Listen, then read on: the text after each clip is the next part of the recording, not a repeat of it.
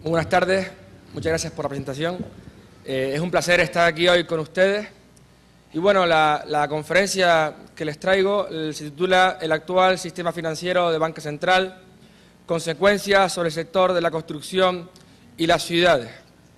Vamos a ver, ¿por qué esta conferencia? La idea es que ustedes como estudiantes de ciencias políticas vean cómo las políticas públicas del Estado, de la banca central, influyen sobre las ciudades. Empezando por la introducción. Actualmente, no sé si ustedes sabéis, pero los sistemas urbanísticos de planeamiento, sobre todo en Europa, están fuertemente intervenidos. Las ciudades crecen o se desarrollan en relación a intereses de todo tipo. El planeamiento son los políticos, los burócratas y técnicos que contratan, los políticos y burócratas, los que lo organizan, quienes deciden por dónde se puede crecer o cuándo hay que producir más vivienda o cuándo hay que sacar más vivienda al mercado, son ellos.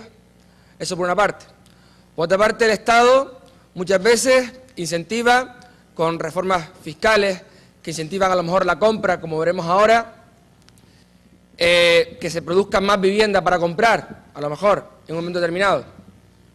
Y a la misma vez, la banca, como también veremos ahora, es la que controla la moneda y la política monetaria. En Europa, quien controla la emisión de moneda y los tipos de interés es la Banca Central Europea, que está menos politizada que en Estados Unidos, la FED. Entonces, vamos a empezar por una breve descripción del sistema. El sistema, yo sé que ustedes no sois estudiantes de economía, sino de ciencias políticas, pero igual lo conocéis. Aún así, no voy ahora a explicaros de forma compleja el sistema, sino voy a explicarlo muy por encima, con unos conceptos muy básicos. El sistema se llama Sistema de Banca Central de Reserva Fraccionaria que expande el crédito sin base del ahorro. ¿Cuáles son los actores? Los actores, por una parte, es el Estado, por otra parte es la Banca Central, por otra parte son los bancos y las cajas de ahorro, por otra es el dinero es un actor muy importante. Luego están los ahorradores, los prestamistas y los prestatarios. Y con esta historieta que les voy a montar, más o menos os voy a explicar qué significa cada concepto y cómo en cada momento funciona. ¿Qué hace la banca central? La banca central es el principal emisor de moneda, por no decir el único emisor de moneda.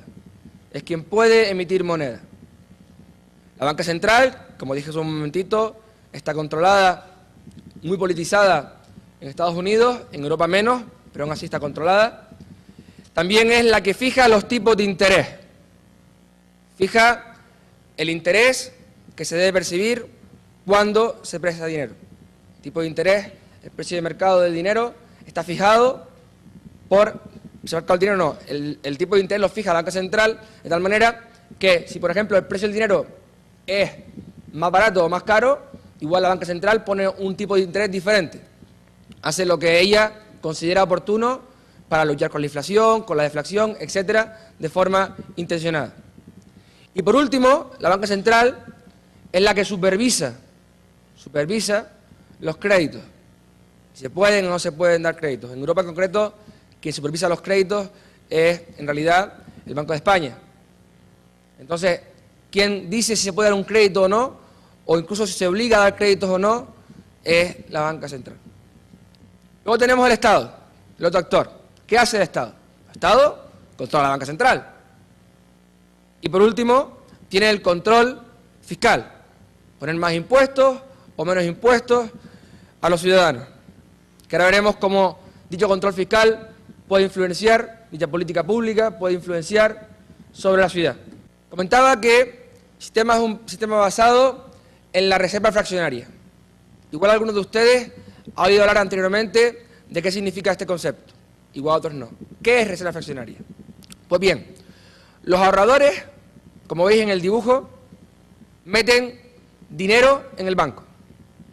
Y el banco puede coger y prestar ese dinero a otros, pero tiene que reservar una parte de ese dinero, por ejemplo, un 10, un 15%, según estipule la banca central, en su cuenta, en sus activos, y presta el dinero que uno mete en el banco a unos terceros. ¿De acuerdo? El siguiente concepto sería el de expansión crediticia. ¿Qué significa este concepto? Pues los ahorradores, una vez más, meten su dinero en la banca, en el banco. Y el banco, entre sus activos, tiene 3. ¿Qué pasa? Que como puede expandir el crédito sin base al ahorro, tiene efecto multiplicador. Puede multiplicarlo con base expectativa a lo que va a recibir con los intereses futuros el dinero. Entonces, metemos 3 en el banco y el banco no solamente presta los 2 con la reserva fraccionaria, sino que además se inventa un tercero que podéis ver aquí en la pantalla en color verde. Se llama el efecto multiplicador. Multiplica la cantidad de dinero que tiene para prestarla. Entonces, ¿qué pasa cuando mezclamos estos 2 conceptos? Vamos a empezar desde el principio. Ahorradores meten dinero en el banco. El banco se reserva una pequeña parte de la reserva fraccionaria, el primer banco, en su caja y presta 3 fajos de billetes. 2 que son del ahorrador y 1 que es creado por el efecto multiplicador. Y se lo presta a unos prestatarios. Estos prestatarios van a otro banco y meten ese dinero. Y ese otro banco hace lo mismo. Guarda 1 y presta 3. Pero esta vez de los 3, 2 son creados por el efecto multiplicador.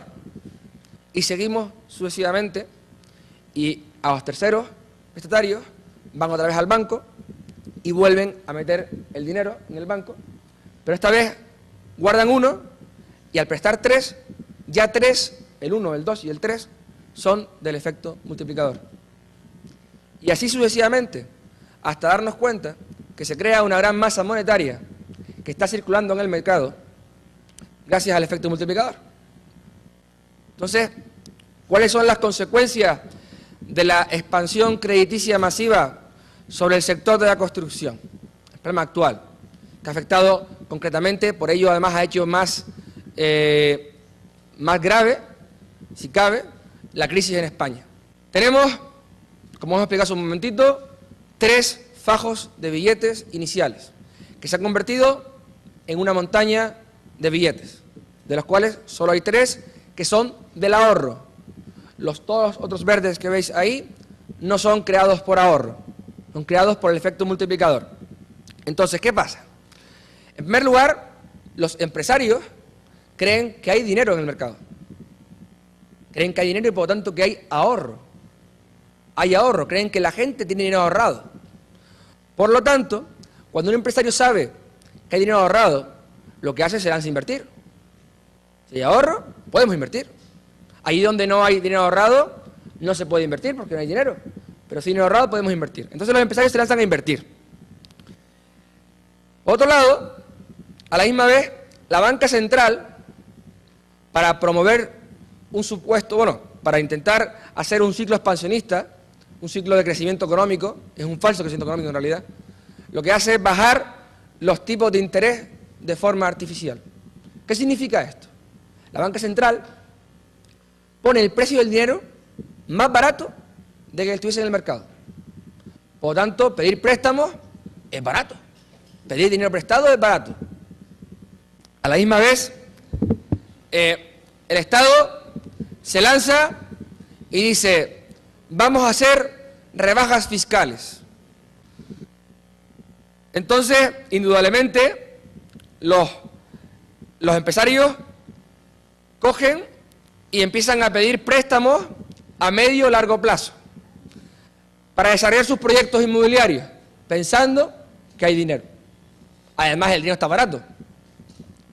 Por otro lado, los prestatarios piden, o sea, las personas que van a comprar casas, piden dinero a los bancos para comprar casa. Como está el dinero barato, está el tipo de interés barato y encima hay rebajas fiscales, pues vamos a comprar casa, vamos a lanzarnos a pedir créditos. Además, no tienen dinero ahorrado, en realidad es un dinero que van a pedir prestado.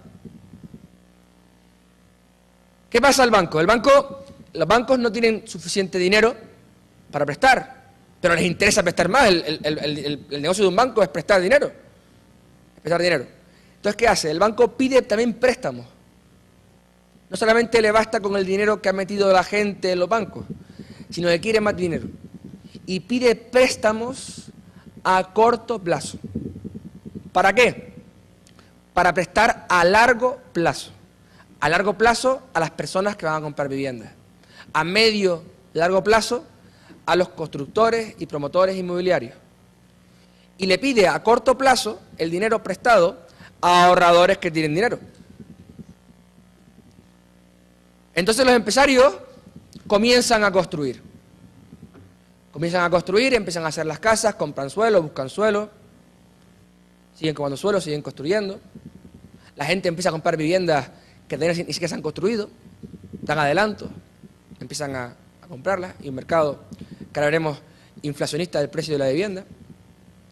A la misma vez, los planes urbanísticos, como veremos también después, empiezan a crecer, empieza a ofertar más suelo en los planes urbanísticos para que haya más cantidad de suelo que se pueda construir, porque allí está totalmente restringido, no como aquí en Guatemala, aunque aquí, ya como comenté el otro día, se está caminando por un camino muy peligroso con ese nuevo POT, pero en cualquier caso, en Europa el suelo es totalmente restringido. Entonces, ¿qué sucede? Que empieza a alargarse y a ensancharse la estructura productiva. ¿Qué significa esto? Que cada vez hay más demanda, cada vez más hay oferta, pero curiosamente, sobre los precios se produce una inflación. O sea, la demanda puede más que la oferta. ¿Qué pasa? Que como no había ahorro, ese crecimiento económico era falso. Entonces, los empresarios prestatarios que han pedido préstamos se dan cuenta que han errado empresarialmente. Se dan cuenta que no hay dinero, que ese dinero no estaba creado con base al ahorro. No estaba creado con base al ahorro. Y cuando se dan cuenta que empiezan a no poder vender las viviendas que ya tienen construidas. A la misma vez, si no pueden vender las viviendas que han construido, como sus activos son de largo plazo, construir unas viviendas, construir un suelo, o sea, urbanizar un suelo, no se hace 6 meses, puede tardar 8 años. Entonces, cuando ellos se creen que hay dinero, es al principio, cuando o mitad de ciclo, cuando la expansión crediticia está siendo importante. Pero cuando ya se dan cuenta que no hay dinero, ya es tarde. Ya han metido mucho dinero en la inversión. Y mucho de ese dinero ha sido por préstamos, que le ha pedido a la banca. Y por lo tanto, no pueden devolverle el dinero a la banca. Ahí vemos la primera cruz que se produce de devolución de dinero. No le pueden devolver el dinero a los bancos. Por otro lado, los prestatarios no pueden seguir pagando o terminar de pagar sus viviendas. Porque de repente el Banco Central también, para luchar contra la inflación, decide subir los tipos de interés. Algunos pierden sus viviendas. Otros deciden dejar de pagarlas, incluso que todavía ni siquiera las hayan comprado del todo. Entonces salen del mercado. ¿Y qué pasa? Que tampoco pueden devolver los créditos que han pedido a la banca. Ahí está la segunda cruz roja. Pero sucede algo curioso. Con respecto a la ciudad, ese dibujo celeste que decíamos antes, en el primer dibujo que veíamos antes, la ciudad empezaba a crecer, se empezaba a construir, pero ahora el dibujo celeste ha pasado lo siguiente. Los precios no bajan, los precios se mantienen, porque hay empresarios que también prefieren arruinarse o prefieren no bajar los precios para no perder, a bajar los precios. Y deciden dejar las viviendas construidas sin venderlas.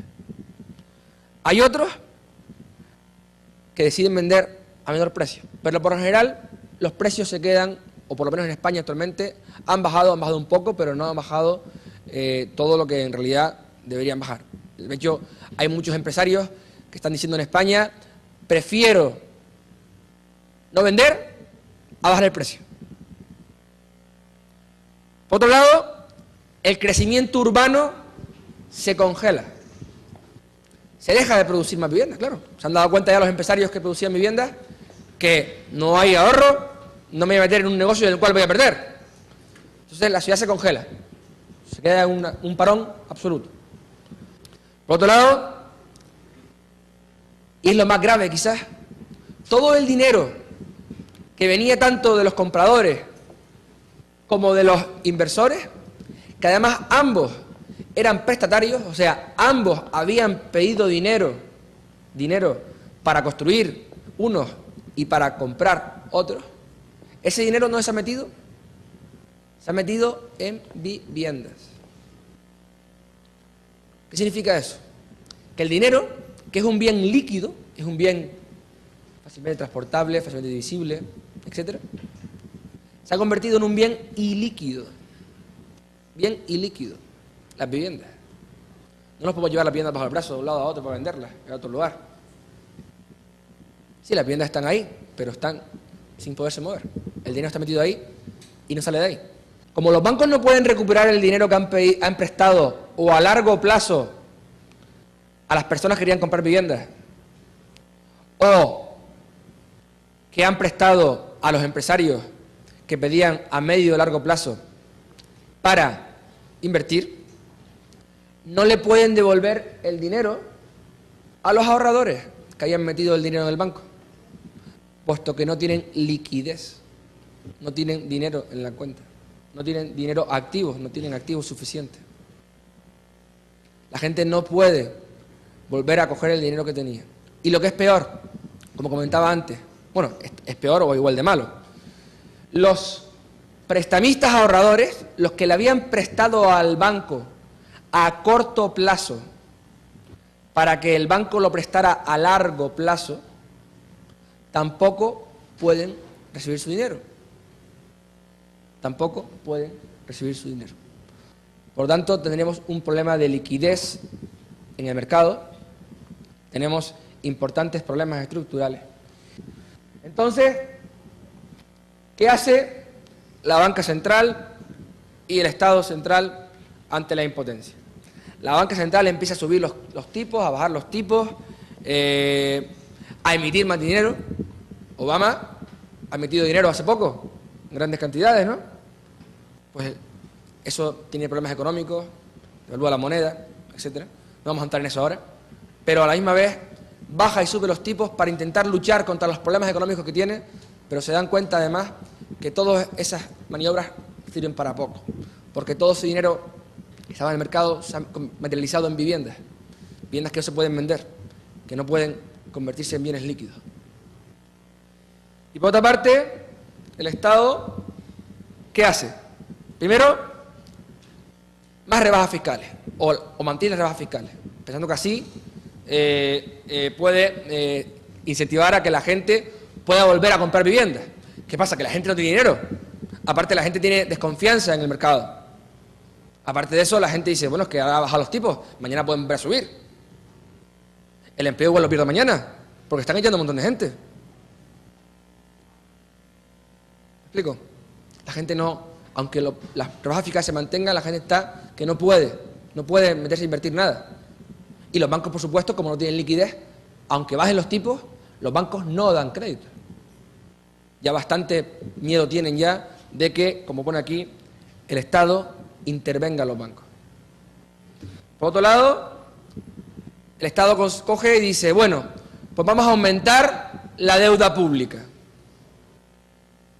Vamos a construir más obra pública para supuestamente generar empleo. Eso es falso, porque la obra pública sale, indudablemente el dinero sale de los impuestos. Y si el dinero sale de los impuestos, y si lo quitamos a los ahorradores, ese dinero sale del mercado. Entonces, si los ahorradores iban a invertir en lavadoras, por ejemplo, que esas lavadoras hubiesen creado una demanda de lavadoras y hubiesen creado empleo en lavadoras, indudablemente al sacarlo del mercado, está destruyendo un empleo allí para crear otro aquí. Por otro lado, y por último, empieza a hacer obra pública. Bueno, en realidad endeudarse y obra pública era lo mismo. Son dos cosas que van en conjunto.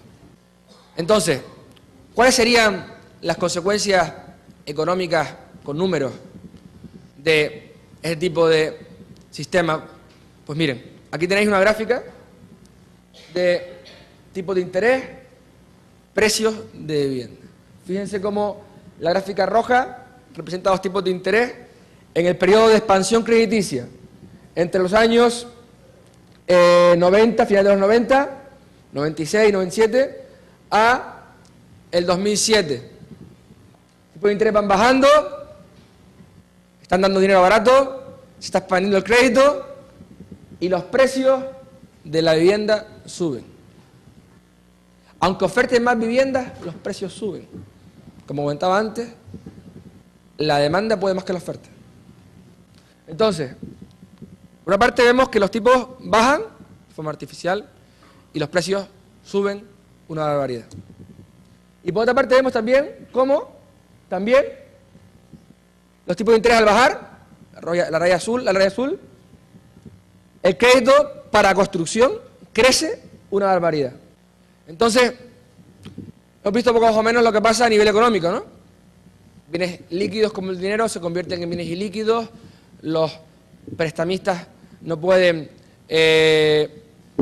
recuperar su dinero, la banca no puede devolver el dinero a la gente que han prestado, a la gente que ha metido el dinero para ahorrar, no pueden recuperarlo, falta de liquidez en el mercado. Eso es a nivel económico. Pero ahora, yo como urbanista me hacía la pregunta, ¿y esto, independientemente a las consecuencias, gravísimas consecuencias económicas que tiene esto afecta a la formación de la ciudad, a la formación física de la ciudad? Entonces vemos, por ejemplo, una parte, los planes, totalmente intervenidos, empiezan a ofertar suelo. Esto es Madrid, eso de Madrid. Vemos cómo empiezan a producirse, todas esas zonas blancas, empiezan a producirse en el periodo de expansión crediticia nuevas bolsas de suelo para urbanizar. Antes estaba prohibido, estaban protegidos, pues ahora empiezan a crearse nueva oferta, restringida pero oferta, para construir. Además, en España el planeamiento tiene una característica muy simpática, y es que los tiempos también están controlados por las políticas públicas. No solamente sacan el suelo a urbanizar, sino además que tienes que hacerlo en el tiempo que el Estado te dice, porque si no lo haces te pueden expropiar. Si el plan pone que hay que urbanizar ese suelo en 4 años y ustedes no lo urbanizan, lo pueden perder, se lo pueden quitar. Por lo tanto, estás obligado a urbanizar. Si no, tú lo harás otro. Pero la ciudad, de forma artificial, por la expansión crediticia, quieren que crezca. Y ahora os traigo ejemplos concretos de planes pequeños. Digo pequeños de forma simpática porque, por ejemplo, este primero, que es el ensanche de Vallecas, en Madrid, tiene una superficie de 7.359.941 metros cuadrados. No es pequeño. Planea 25.000 viviendas, 13.000 en régimen de protección, o sea, 13.000 viviendas de precio intervenido. Y además, la edificación total que tiene son 2.851.742 metros cuadrados. O sea, una intervención, un crecimiento de ciudad importante. Para ustedes se hagan una idea, 25.000 viviendas, si ponemos 3 habitantes por vivienda, son 75.000 personas. Estamos ya hablando incluso de ciudades pequeñas, que tienen menos habitantes que esta parte de Madrid, o esta parte que se quiere crecer en Madrid. Aquí tenemos en la pantalla, podemos ver, marcado en amarillo, el sector. Entonces vemos cómo en la foto actual ha crecido, vemos que se ha urbanizado, no se ha urbanizado todo, se ha quedado a medias. Y bueno, además se proveen importantes dotaciones públicas, como son el metro, está bien comunicado por importantes infraestructuras como es la M45, un acceso rápido a la 3, la M50 y la 2, o sea que no es que esté en un sitio alejado de la ciudad, en el cual para ir hay que ser complicado, sino está en la misma ciudad, está muy bien conectado. Y además se crean nuevas zonas comerciales como Ikea, Mercadona, Carrefour, etcétera. No sé si ustedes conocen estas marcas aquí. Carrefour es una marca francesa, Ikea es sueca. Pues bueno, se crean también en esa zona ese tipo de dotaciones públicas, dotaciones, las cuales darían servicio a ese nuevo crecimiento. Vamos, que hay un incentivo y parte importante para comprar allí viviendas, ¿no? Y la gente se lanza a hacer las viviendas, ¿no? ¿Qué ha pasado? Que como la gente no puede pagar las viviendas, como los constructores no pueden venderlas, aquí en la imagen, ¿qué nos encontramos? Un barrio inacabado, con viviendas vacías. Los semáforos, como veis aquí, en las calles, rotos y sin funcionar. No hay coches en las calles.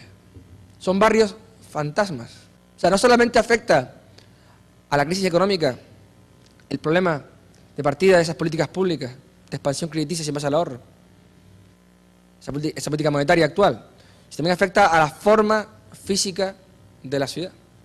Hemos creado nuevos barrios, en los cuales no vive gente. Son nuevos focos, en los cuales, aquí lo vemos por ejemplo, otra imagen del barrio, parques inacabados, abandonados, viviendas todas vacías, edificios a medio construir que los promotores han quebrado y han dejado los edificios sin acabar. Bueno, aquí veis, esto es un jardín o un parque para niños. No se ve muy bien, porque hay mucha luz, pero lo que se ve es grandes esplanadas de tierra, movida por excavadoras, y en medio un cercado con un parque de niños, inacabado. Otro ejemplo, para que veáis que esto no solo ha pasado en Madrid, ni ha pasado solamente en unos puntos concretos, hay más ejemplos. Este caso, por ejemplo, es la ciudad de Valdeluz. Es un proyecto que está en Guadalajara, en Lleves, donde además tiene una conexión con el AVE. El AVE es un tren de alta velocidad que llega hasta este propio barrio, para conectar Madrid con este nuevo barrio residencial. Se prevén que hayan 30.000 habitantes. Ahí está Valdeluz.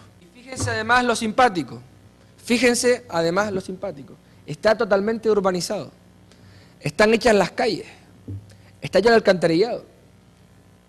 No están puestas las farolas. Pero no hay casas. No hay casas. Se ha quedado una infraestructura urbana creada que ahora está ahí, parada.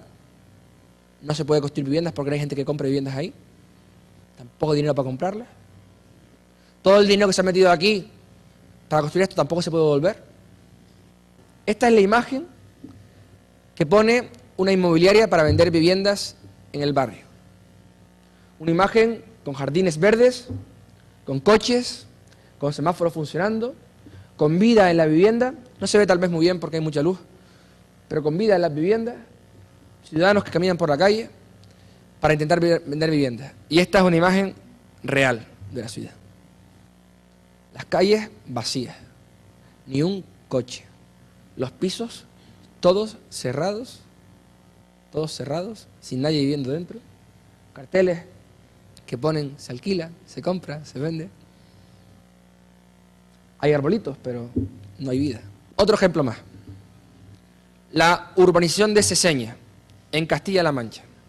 13.500 viviendas, otras 40.000 personas. 5.000 viviendas construidas de 13.000. Las viviendas vacías, sin dotaciones,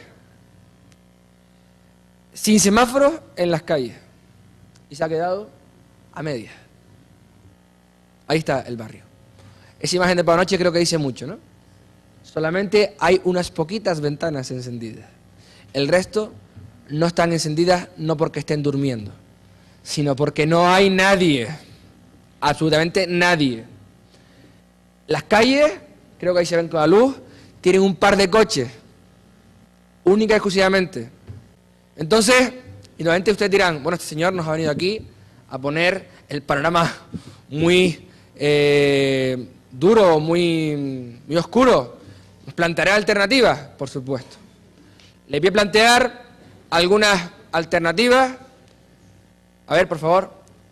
Algunas alternativas para el futuro.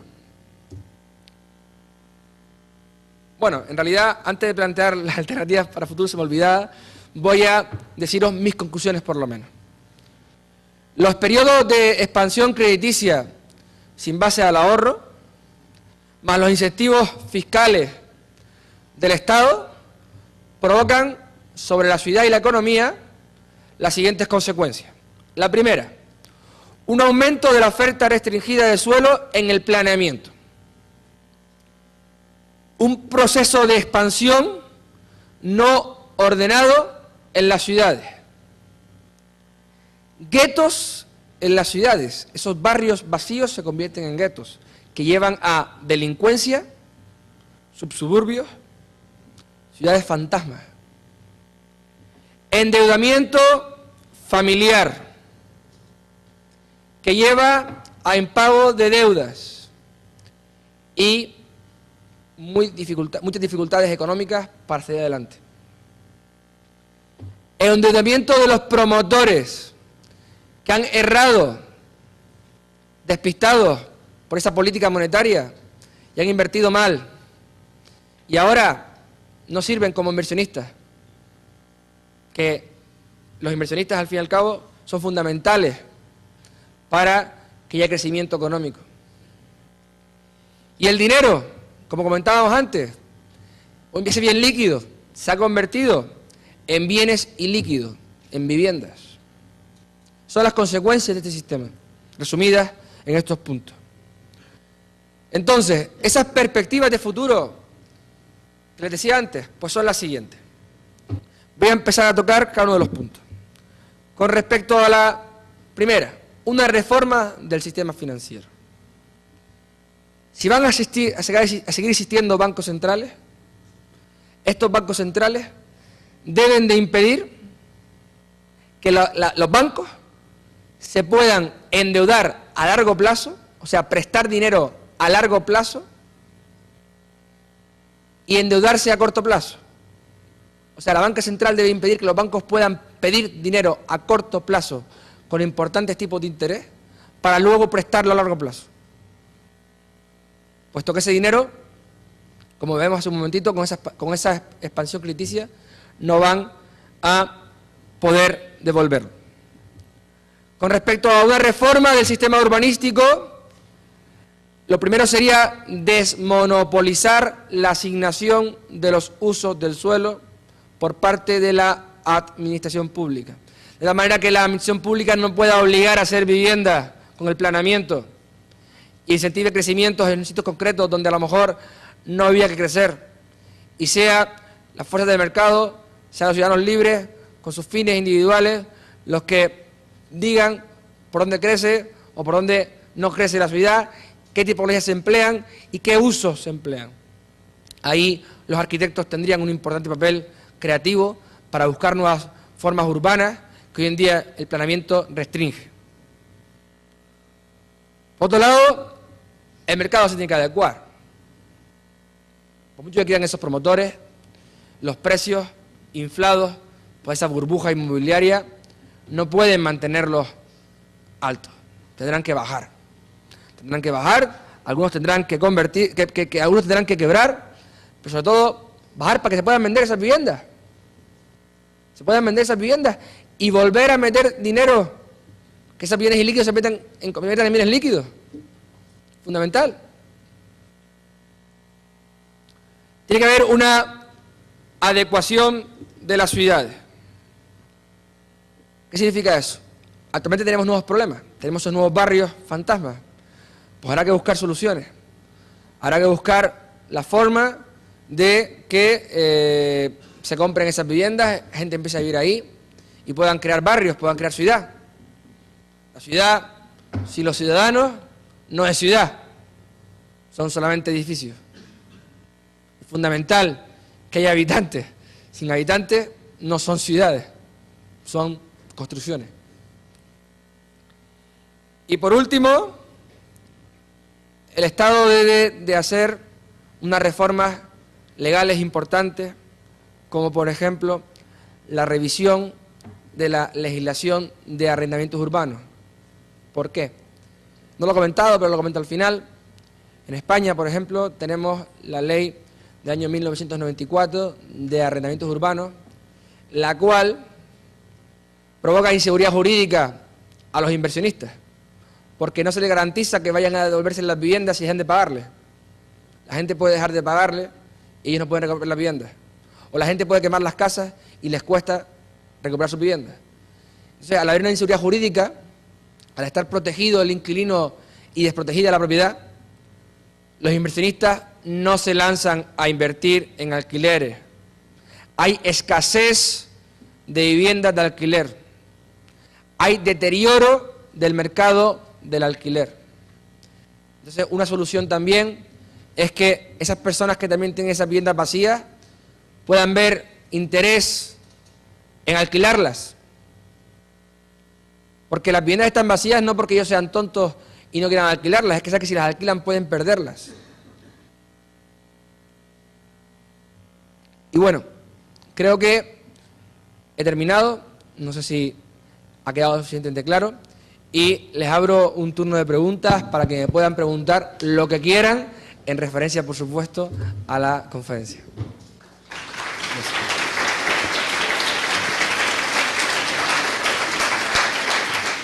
Gracias. Yo he leído que has opinado sobre el plan de ordenamiento territorial en Guatemala. Sí.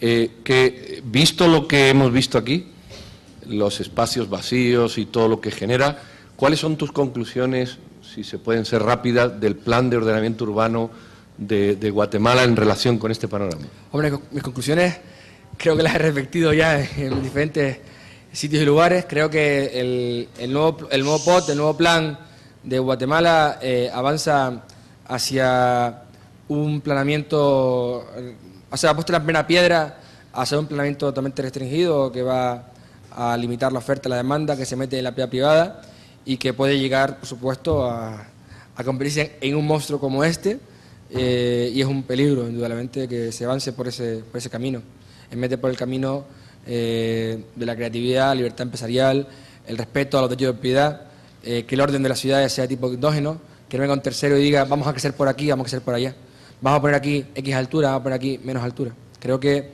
eso es muy importante. Yo tengo una duda en relación a Guatemala específicamente. En Guatemala se han creado muchas ciudades dormitorio, así le llaman. Sí. Pero entonces, esas ciudades han crecido, pero no han sido planificadas. Las ciudades se las fueron integrando, pero ahora tienen un colapso vehicular y de vivienda y de todo. Hay mucha gente que vive ahí que quiere entrar a la ciudad y no tiene buenos lugares de acceso a la ciudad capital de ninguna forma. Entonces se crean colas y terrible el tráfico. Entonces mi pregunta va, si estamos diciendo que no es factible o no es bueno que el gobierno se meta a ayudar a saber dónde construir y dónde no, cuando se construye de forma libre o no del todo libre, pero la ciudad empieza a crecer, sea este caos también. Entonces, el gobierno por lo general no suele ayudar por dónde se debe construir o por dónde no. El gobierno por lo general suele decir por dónde se puede construir o por dónde no, por algunos intereses muchas veces perversos. Pero en cualquier caso, a su pregunta, vamos a ver, no es que esos nuevos espacios residenciales de dormitorio, como usted bien ha llamado, hayan crecido sin planificación. Hay proyectos urbanos, hay proyectos urbanísticos que se han hecho y los propietarios los han hecho. ¿Qué pasa? Que indudablemente hay unas costes de externalidades. Hay externalidades, indudablemente si nos ponemos una urbanización en un lugar donde no hay infraestructuras para llegar, ya sean carreteras, por ejemplo, además, y las calles son pequeñas y mucho tráfico, ahí se produce un coste de externalidad. Pues ese coste de externalidad se puede solucionar gracias a la creatividad y a la libertad empresarial. Algunos empresarios podrían ver que podrían comprar el suelo colindante a esa carretera que existe actualmente, por ejemplo, y ampliar esa carretera, o buscar soluciones alternativas, e invertir porque hay una demanda para solucionar ese problema. Entonces, de esa manera, esos costes de externalidad se convierten en crecimiento económico. O sea, no habría ningún problema. No sé si he sido claro con la respuesta. No creo que el camino sea que esos señores ahora digan no tengo carretera para llegar a mi casa, Estado, por favor, póngamela. porque si hace eso el Estado, ese dinero sale de los impuestos, y eso no sería el camino. Entonces esos costes de externalidad se convertirían en aún más costes. ¿Qué tan altas son las probabilidades de que gente que permanece con liquidez en esta época de crisis compra, esperando a que los precios suban en determinado tiempo y con eso hacer otra fortuna? En España actualmente los precios no pueden subir más, o sea, han subido una barbaridad. Yo, para que ustedes se hagan una idea, yo me compré hace unos 4 años, en el periodo de expansión máximo, erré probablemente empresarialmente en la compra, pero lo compré también porque también consideré que quería comprarlo.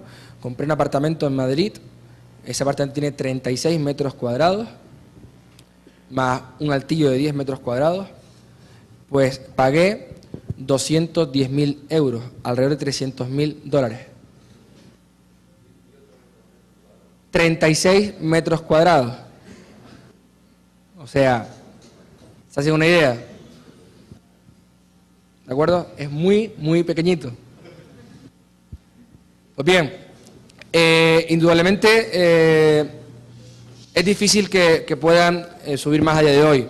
Al contrario, tienen que bajar para que el mercado se destructure y aquellas empresas que han quebrado también desaparezcan porque no han sido productivas, indudablemente. Pero a la misma vez, hay un tema también importante que usted ha comentado. ¿Qué posibilidades hay de que los que tengan dinero ahorrado puedan ahora hacer negocio? Indudablemente la hay. El problema es que es difícil encontrar a la gente que tiene dinero ahorrado totalmente. Ese es el problema. Pero también a la misma vez, si los precios no bajan, tampoco van a comprar los que tienen dinero ahorrado. Es una situación bastante complicada. En tu opinión, ¿cómo está la situación financiera actual? Hay cierta gente que dice que estamos llegando ya al fin de la crisis y hay gente que opina lo contrario. Bueno, vamos a ver. Quien diga que estamos llegando al fin, quien diga que estamos al principio, quien diga que se va a acabar mañana, con todos mis respetos, es un brujo mentiroso. Nadie puede saber eso. Nadie. Nadie puede saber si se va a salir mañana o se va a salir pasado. Lo que sí se puede saber, se sabe, cuáles han sido las políticas públicas, que son buenas, para que intentar que los mercados se reajusten y vuelvan a funcionar, que son bajada de impuestos, reducción de gasto público, menor intervención, mayor respeto a la propiedad privada, y cuáles son las políticas públicas, viejas recetas, que nunca han funcionado ni nunca funcionarán. Subida de impuestos, elevación de gasto público, mayor endeudamiento público, mayor obra pública, etcétera. Pero decir que va a acabar mañana o va a acabar pasado, indudablemente si aplicamos malas recetas, probablemente estamos posponiendo el problema para que ese problema sea aún más grave. Por lo tanto, yo no me atrevo a decir cuándo va a acabar y creo que además que el que lo haga es un osado. Bueno, muy buenas tardes. Buenas tardes. Es notable realmente que la crisis es bastante, digamos, grave en España, tomando en cuenta que el 50% del PIB en España era prácticamente la construcción. Exacto. Entonces, pero hace poco, no sé si hace unos par de meses, el gobierno presentó un plan que se ha hecho bastante popular en prácticamente todos los países de reactivar la economía, dentro del cual presentaba un plan financiero, presentaba un plan que supuestamente iba a crear empleos, que si no estoy mal, consistía en un plan de 4 sectores, dentro del cual se incluía el financiero. No sé qué piensa usted acerca de ese plan o qué ha aportado el gobierno para paliar la crisis de la construcción en este momento. El gobierno español está caminando hacia las malas recetas. Ampliación del gasto público. Todavía no ha subido los impuestos, pero no me extrañaría nada que pronto lo haga. También está, como comentaba antes, el gasto público no es la solución. Bajar los impuestos también sería bueno, pero no solo no lo van a hacer, sino que además tiene toda la pinta que puedan subirlos. Y lo que es peor es, como están ampliando el gasto público para crear esos falsos empleos, porque no son creación de empleo, el empleo y el crecimiento económico solo puede existir con base al ahorro. El problema principal es que están empezándose a consumir recursos que tenía el Estado ahorrado. Por lo tanto, va a poner en peligro el sistema incluso. Aparte, en España tenemos un importante problema que es un sistema de pensiones público el cual ahora mismo tiene serios problemas porque el paro está aumentando una barbaridad. El paro aumentar disminuye los ingresos para ese fondo de pensiones públicas. Esos fondos de pensiones públicas no están basados tampoco en el ahorro, sino que se destinan íntegramente a pagar a los pensionistas de hoy. Por lo tanto, yo que tengo ese fondo de pensiones público, a mí nadie me va a garantizar el día de mañana que lo pueda recibir, porque no sé si el día de mañana va a haber trabajo para poder pagarme a mí el día que me jubile. Entonces, es un tema bastante complicado. Y en España la situación además se agrava aún más cuando ves que el gobierno está pegando palos de ciego, empleando más recetas, y tampoco ves que se estén pidiendo por parte de otros partidos políticos buenas recetas. Una cosa más, simplemente el caso de España realmente es bastante curioso de ver. El hecho, por ejemplo, de que en los 90s y a principios de este siglo podemos ver que había de cierta manera un superávit fiscal. Y yo estaba platicando con alguien la vez pasada y me decía que realmente el endeudamiento que tenía España conforme a su PIB no era realmente tan alto, era aproximadamente el 30 y algo % en cuanto de deuda en cuanto al PIB. Vamos a ver. El gobierno Aznar, el gobierno anterior al actual, hizo una cosa que nunca se le puede recriminar a un político, que bajó los impuestos. Así que eso fue muy bueno. Y además, pasa que el argumento que emplea para decir que bajó los impuestos es porque así puedo recaudar más. Es verdad, si bajan los impuestos, hay más dinero en el mercado, hay más ahorro, hay más inversión y hay más crecimiento económico. Entonces, indudablemente, si la gente tiene más dinero ahorrado y la gente hay más empleo, bueno, el paro pasó de haber un montón de millones de españoles en paro, creo que el gobierno actual, el gobierno Aznar creó que fueron 4 millones de puestos de trabajo, si no me equivoco. Entonces, bueno, no los creó el gobierno, los creó los empresarios, el mercado. Pero me refiero que con esas políticas de bajada de impuestos, indudablemente se recaudó más. Y entonces hubo un crecimiento de dinero en las arcas públicas. Sin subir los impuestos hubo más dinero en las arcas públicas. ¿Qué pasa? Que en una época de bonanza, de expansión crediticia, etcétera, aparte de indudablemente también esa posibilidad de ahorro que crea empleo, actualmente estamos en un parámetro diferente. O sea, los impuestos que van a bajar, pero no te garantiza a nadie que vaya a tener más ingresos. Puede que sí, puede que no. Lo lógico es que sí, porque si más dinero en el mercado vas a poder tener más ahorro y más gente con más dinero. Pero indudablemente hay una cosa que está clara, y es que el superávit español, que usted me decía hace un momentito, por esos importantes y grandes gastos públicos que tiene la actual administración española, está esfumando. Gonzalo, el caso de España que has puesto, ¿hasta dónde lo extendemos en Europa y Estados Unidos? ¿Es algo focalizado que has estudiado ahí? Vamos a ver, en España, indudablemente, la crisis en España es más grave porque es donde, como bien decía un alumno suyo, en España se ha basado el crecimiento en el ladrillo puro y duro. Por eso en España la crisis es aún peor que en otros países, o va a ser aún peor que otros países, por lo menos eso es lo que parece. Entonces, indudablemente esta crisis financiera está afectando al mundo entero. En Estados Unidos también ha pasado que muchas ciudades se han quedado, no traje ejemplos porque pensaba que era mejor focalizarlo solamente en España, ciudades que se han quedado vacías, ciudades que se han quedado sin vivienda, sin nada. A la misma vez en Reino Unido, como se han comprado activos de subprime, también se encuentran con importantes problemas de solvencia. Entonces, bueno, esto afecta a todo el mundo. Lo que sí creo es que a España le afecta más por basarse en este sistema de expansión, no solamente del dinero, sino también de las ciudades, de forma artificial. Yo tengo una pregunta. Es cierto que la teoría económica justifica muy bien la idea de la destrucción creativa. De la destrucción creativa. Destrucción, a ver. En el momento de que se produce una crisis económica, lo más eficiente es dejar que aquellas empresas que no tenían la eficiencia o que no lograron cumplir con los requisitos del mercado sean expulsados del mismo. Eso es lo ideal, indudable. Por ejemplo, lo que usted decía del caso de la construcción, ¿cuántas empresas se espera que vayan a salir? O en Estados Unidos con las empresas automotores. Pero es cierto, yo creo que la teoría económica da para mucho, pero ya hablar en términos políticos, en términos prácticos, ¿Cómo se le puede justificar al elector que el gobierno de España, que tiene un superávit fiscal de hace muchos años, no vaya a dar algo para salvar los trabajos de no sé qué porcentaje de la población que sus ingresos depende exclusivamente del sector de la construcción? Es cierto que estamos hablando de un tema de principios versus un tema de práctica, pero el hecho de si en Estados Unidos el gobierno salió a defender las empresas automotores era por el gran peso que eso tiene en el sector productivo norteamericano y porque sabía que si no salía a defender esas empresas iba a generar mayor desempleo, un desempleo que en este momento el mercado no va a poder absorber. Entonces, ¿por qué si el gobierno español tiene ahorita los recursos, por qué no aceptar hasta cierto punto que entren en ciertas políticas anticíclicas para reducir un tanto el efecto negativo que tendría el desempleo gigante que generaría la quiebra masiva de empresas en el sector de la construcción? Indudablemente usted es muy bondadoso.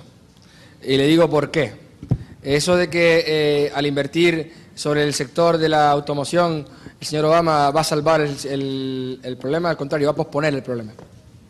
Va a posponer el problema. Eso de que se va a salvar lo dirá usted. Yo personalmente no opino lo mismo. Entonces, si no, señores, se han dedicado a invertir de forma errónea. De forma errónea. Además, encima, en algunos periodos han ganado ingentes cantidades de dinero.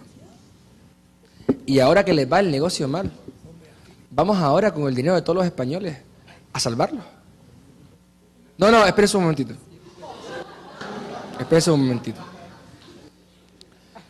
En otro, eso de que usted dice que el mercado no va a dar salida a esas personas, también lo dice usted.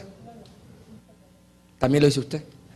Indudablemente, si seguimos incentivando un sistema sin base al ahorro, que es el único sistema que puede aportar crecimiento económico, esos señores no van a encontrar empleo, porque no hay crecimiento económico. Hay un colapso, hay un paro. Pero si se hace lo posible por incentivar el crecimiento económico y el ahorro, señores van a encontrar empleo.